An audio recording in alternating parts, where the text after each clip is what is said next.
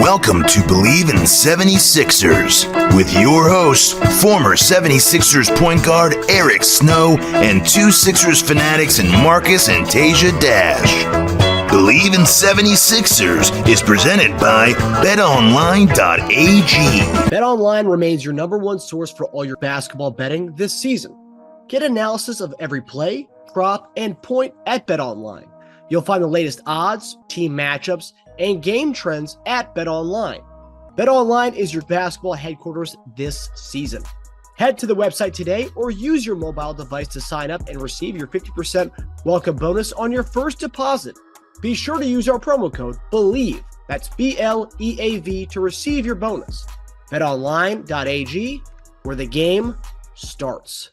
Hey guys, welcome to a special segment of Bleav In 76ers podcast. I'm Marcus Dash here with my brother Teja Dash, and today we have a really big guest in Dr. David Chao, the pro football doctor. I'm sure everyone who's a sports fan knows who this guy is. Everyone goes to him during the fantasy season, goes to him to see what's going on with their guys. Is he going to play? Is he not going to play? And we obviously been asking that question about our guy, Joel Embiid. So, doctor, thank you for coming on and talking to us about Joel Embiid's grade 2 LCL sprain.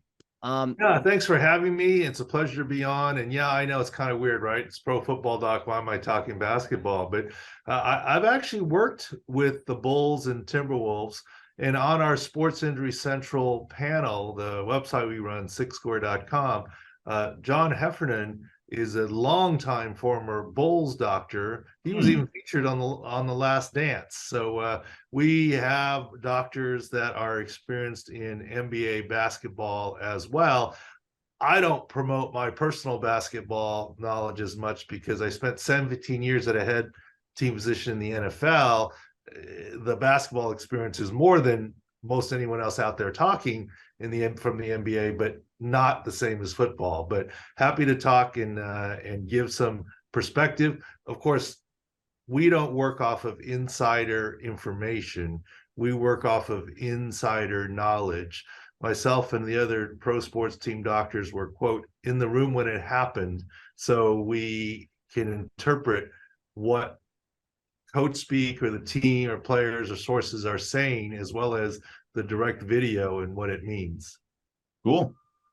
Yeah. So doctors, before game one, the sideline reporter Ali LaFour said officially said it was a grade 2 LCL sprain. With a 4 to 6 week recovery is what she said. And then also in that same report, she said that he's still looking at braces and kind of testing out braces. When you hear that, what does that mean to you? The testing out braces part, and when they say a grade 2 LCL sprain. Well, we've said all along that when he does return, it will be with an ACL type brace on. And yesterday he was seen, it seemed to be an ACL type brace, but it was under a lot of tape and a sleeve, so you couldn't see it directly. And of course, we've all seen video of him, mid-range, basically set shootings, but that's not his game, right?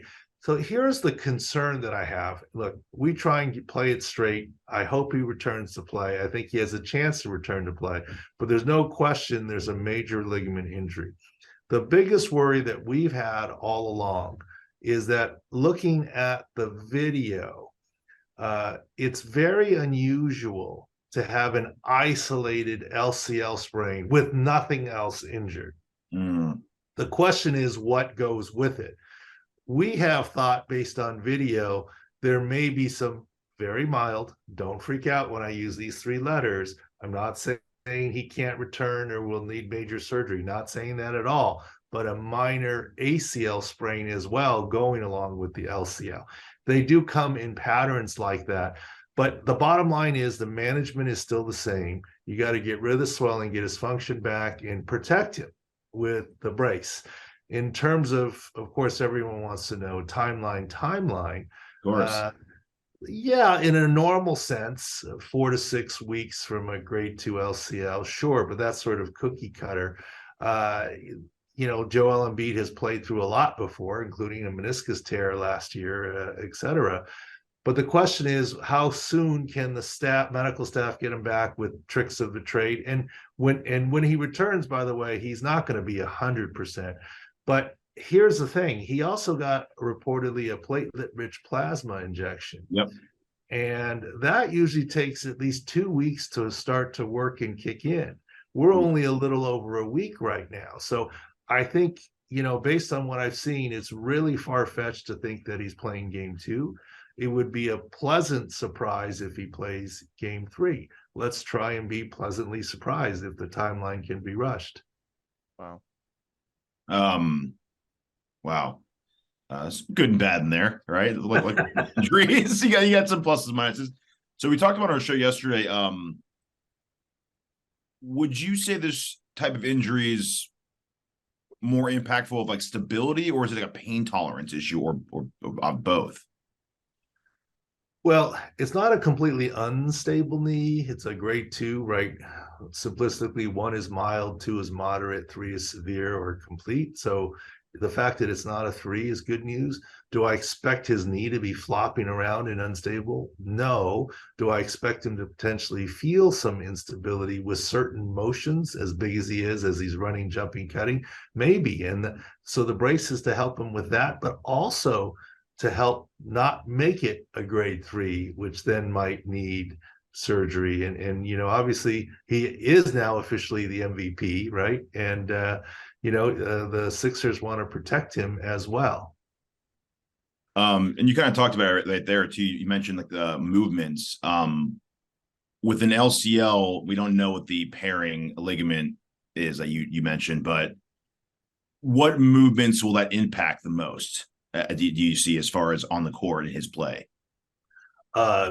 Mostly side to side cutting, planting, cutting. Look, if all he were was a mid-range set shooter, he'd play right now, right? Obviously, he's much more than that, offensively and defensively, and a big guy, etc. So when he does return, and the good news is, look, I don't like to be negative at all. I like to look at the positive news. The positive news is, even with a major ligament/ligaments injured, he's not looking at surgery right now, which is great news. I do believe that he can return during these playoffs. The question is when.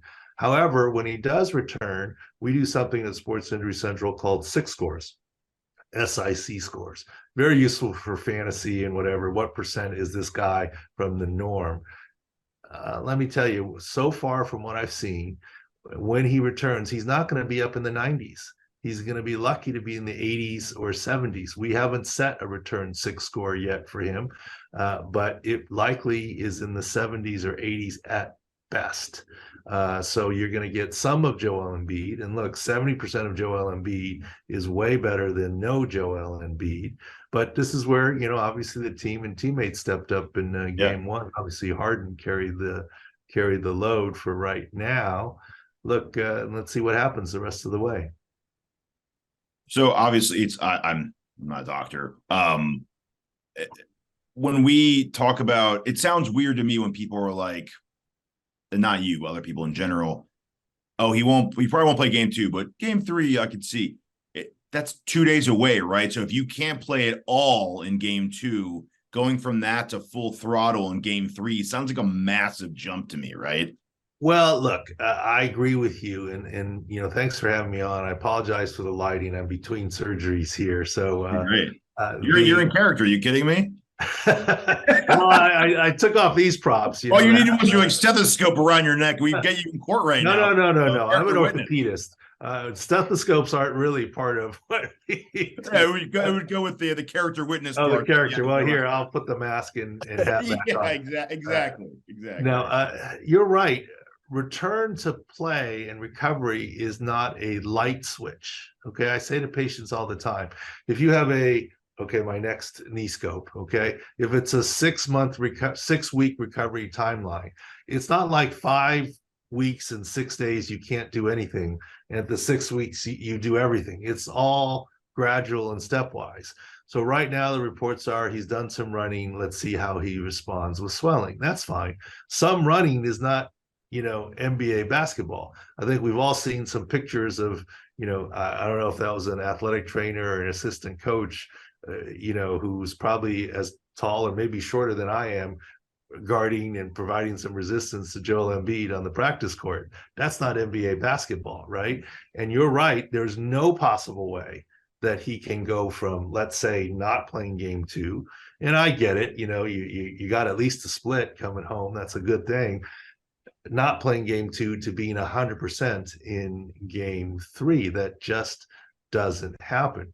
If you look at the other Eastern Conference series, the Heat and the Knicks, we were saying that even though Jimmy Butler finished the game, Julius Randle was more likely to be effective the next time they played. And Randle played less than 100%, but did reasonably well. And Jimmy Butler sat it out, right? So, and when Butler comes back, he won't necessarily be 100%, especially with his type of game. So that's kind of what you have to factor into these situations. Do you expect a minute restriction even when he does come back? Embiid, well, look, pro athletes like Embiid and others, and having dealt with them, they're not your Ford pickup truck. They're a Lamborghini or an Indy race car or whatever. They're fine-tuned. You don't cold start and race an Indy car. He hasn't played NBA basketball in probably at least a week and a half, 2 weeks or more by the time he returns. Is it reasonable to suggest that he's going to have a full workload, not just for his knee, but for his whole body? Right. So and if not, then you're going to be worried about what? Other additional injuries. Now, I get it. Load management has not worked out so well for the NBA this season, right? I mean, they've gotten a lot of criticism for it. But if you look at these playoffs, Joel Embiid, Jimmy Butler, Julius Randle, Kawhi Leonard, Paul George still out, CP3 now out, Giannis. I mean, I know I'm forgetting others, right? I mean, and it's crazy. An injury disaster, and this is with the current load management. Yeah. So, because I was speculating that, minute restriction, maybe even going forward just for the rest of it until he maybe gets to the point where he's ramped up enough to go 35 plus minutes. But yeah, it's crazy. So my last question at least would be, we're hearing a lot of brace talk. You started talking about it earlier. What kind of discussions go into that as far as the fitting and how much they restrict you, or what kind of talk goes into brace choosing? Well, there's no question in my mind the medical staff is going to want him to wear a brace and to protect him with that. There's also no question in my mind that Embiid is not going to want to wear the brace. Look, in theory, you can do everything with the brace, but NBA athletes don't like it when their shoes weigh an ounce more than they should, right? I mean, much less having a brace or a sleeve on. And a brace has a hinge on it, and the knee is not truly a hinge joint. It has some normal rotation. So you're going to notice it some. Thankfully, it's usually less bothersome for a big man, although he's a very athletic big man, than it is for, let's say, a point guard. But still, it is an issue. Look, a simple example. In football, every college offensive lineman, basically everyone, and some defensive linemen are required to wear 2 knee braces on their knees to play. But when they get to the NFL, do they do that? No. Very few players wear any bracing at all. The Patriots try and require them. The braces can help you get from getting rolled up on further injury, but players in general don't like it. I do it. But I think it's likely a necessary evil for Embiid. So, Doctor, I guess my final question here, Teja, pretty much tackled everything that we've talked about on the show yesterday.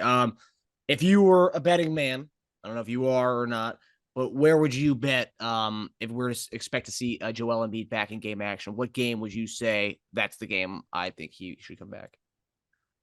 Well, first of all, I'm in California, so I don't bet at all. Nope, we don't have that. I did go to Las Vegas with my daughter, 10-year-old. It was daddy's turn to take her to a cheerleading competition. And there might have been a fun this, that, or the other legally in Las Vegas, but routinely don't bet. But return to play, you have to understand, is very, very tricky. And here's what I mean. In order for an athlete like Joel Embiid to return to play, three things have to happen. And those three things are: the player has to sign off on it, the player / his agent, his group of people. The medical people have to sign off on it, whether it's the athletic trainer, physical therapist, personal physician / team physician. And the team needs to sign off on it: ownership, coach, GM, etc. In some ways, it's, not to be political, but it's like the president, Congress, and the Supreme Court. You need all three in agreement. Otherwise, the law doesn't happen, right? And you need all three in agreement. Think of it this way. Embiid really wants to return. The doctors say, okay, he can return with this brace, and these are the restrictions. And the team says, look, let's not jeopardize it. Let's wait another game or two, or we're playing well without him. We really need him for the next series. We're trying to win an NBA championship here, not get through the second round, and we think we can get through the second round. I'm making that up, okay?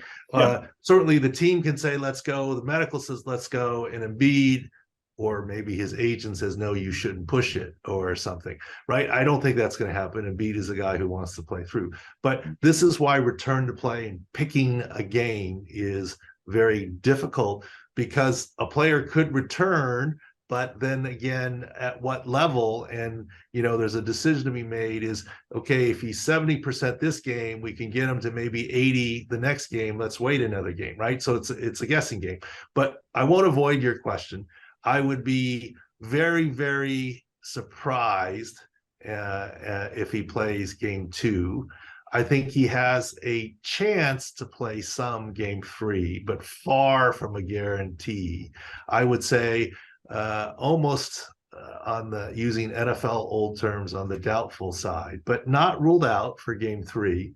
But I have some optimism that he could return to do something in this series. The question is when, some cautious optimism, not a guarantee, right? And so let's see what happens. You remember, and I said the 2-week timeline for PRP to really kick in. I'm sure he's getting other medications as well. And remember, it's not like 13 days he can't, 14 days he's 100%, right? I mean, it's the medicine is already kicking in some. It's just a combination of coaching utilization, how he feels, and really how his knee reacts to running up and down the court. Now, I will say this, based on the pattern: if he does play game 3, and there's a chance he could, there's no way he's playing 35 minutes, right? Mm-hmm. I mean, it would be in the teens in terms of minutes. And that's how they would return him back and see what happens. Good stuff.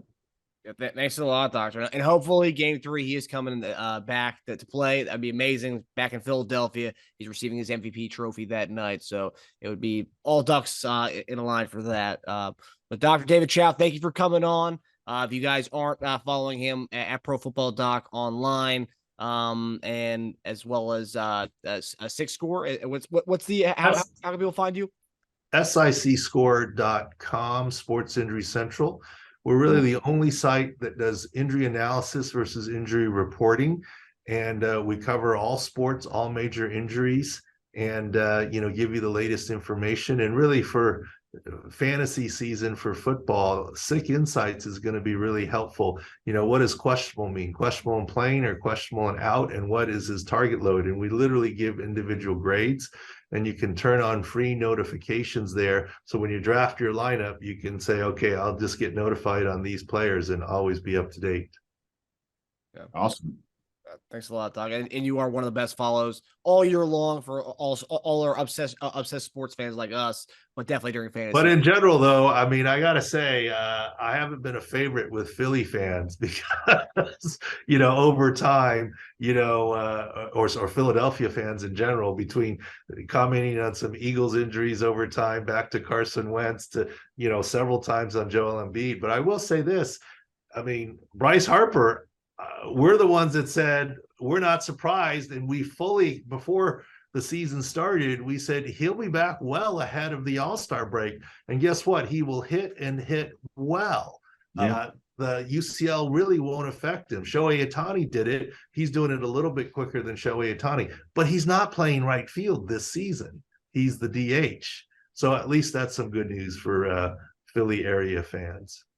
Yeah, for sure. Well, it's funny when someone sees you on their timeline, it means one of their players is injured, which is bad news. But then you can also shed some optimism, which becomes good. Let me tell you what happened. So, you know, in the NFL, and I literally did this on several occasions. I remember the first time I did it, the GM just kind of looked at me, and you know, he didn't know whether to like kick me out of his office or laugh and smile.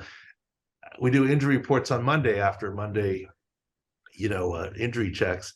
So I'm in the GM's office, and he's like, more injuries. You're always bad news. This, that, the other. This, and I kind of looked at him and I said, "Coach, you know, everyone calls everybody Coach, right? I said, Coach, you have to understand. I'm Paul Revere. I'm not the British." That's good. Well said. All right, Doctor. Well, thanks a lot for coming on, hopping on the Bleav In 76ers podcast. You guys can find him on Pro Football Doc at Twitter, and obviously everything he just said, especially during the fantasy season. So, Doctor, thanks a lot. Thanks a lot, Doc.